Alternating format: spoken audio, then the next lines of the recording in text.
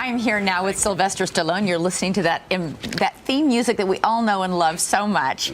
The superstar is back in action on the big screen, playing a hitman who joins forces with a cop to avenge their partner's deaths. The movie is called Bullet to the Head, and we're so happy to have Sylvester Stallone here to tell us all about it. Good to have you here. Thank you very much. We've just been. I was just telling you off camera before we came out here that I was such a huge fan of Rocky, and now my 6-year-old son plays clips of Rocky non-stop on YouTube. I don't know what to say. Apologize. Is it good? Is that a good thing? I hope. You know what? It's a great thing. Okay, good. And you never get tired of watching those fight scenes. But he's really into boxing for some reason. I don't know what happened. I don't know why. Of course, I never intended it, but it never ceased to amaze me when a young fella who I'm approaching 100 years old, and so you got 6-year-olds still watching it. It's amazing. Did you ever imagine that movie would be? I mean, Lara's son is into it. Both of my sons are. I mean, literally every single generation of boys still remembers it and loves it. It's a freak of nature. I have no idea how it happened. I don't claim authorship to it in that sense.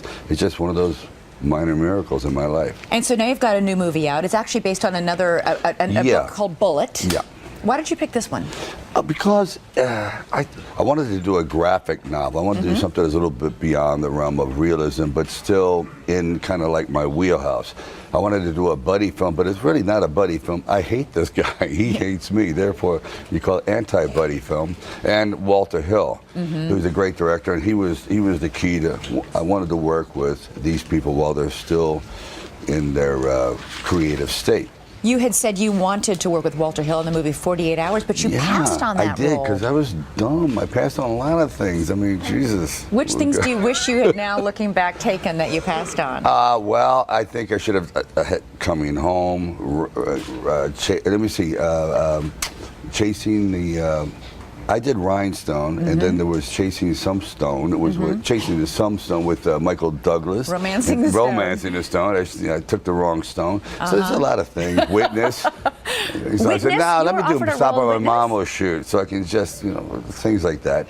And I go, wow. So you make these mistakes and you move on and you kind of do what you do well and give the people what they want. And you mentioned Rhinestone. You were just saying a moment ago with the great Andrea Bocelli here that if he needs any singing, he does need some pointers, and I'm here and I'm available. David Foster, Andre, seriously, open, breathing.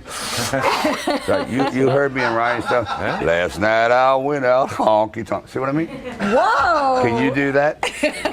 We'll talk. Is he coming over? Is he going to punch me? Is he coming for my life? When the punches start flying, then my 6-year-old's really going to wish he was here. What? He's my man. Yes, he's great. He's great. So but we have a quick clip of this movie where you're talking with the partner that you can't stand about how he's trying to tell you how a cell phone can be used as a murder weapon, and you give him a little lesson. Let's take a look. Well, I could break this glass and use it as a cutting edge. You'd never see me coming. Or I could use a lithium battery to poison your drink, drop it in your coffee. You wouldn't even taste it. And I can kill you with this piece of apple. Yeah, right. Why'd you do that? Distraction. You mentioned that in this movie you used your voice in a way you never have before. You call it full voice. What do you mean by that? Well, usually in Rambo, he's kind of reserved. He doesn't open up. Rocky is kind of an accent here, it's more nasal. I said, why don't I just pretend for once that I am actually a hitman? So I'm like, you don't try to do any character work or anything. You just go out there and say, okay, let me see. I'm a father of 3, but today I'm a hitman.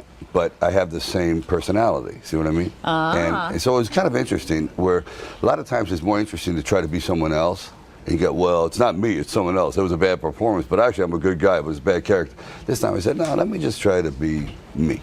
And you're going to go into the boxing ring one more time with Robert De Niro. Oh my God, this is like you described it as Rocky meets Raging Bull. It's for Warner Brothers. It's called Grudge Match. It's going to be amazing. So far, I've never had so much fun.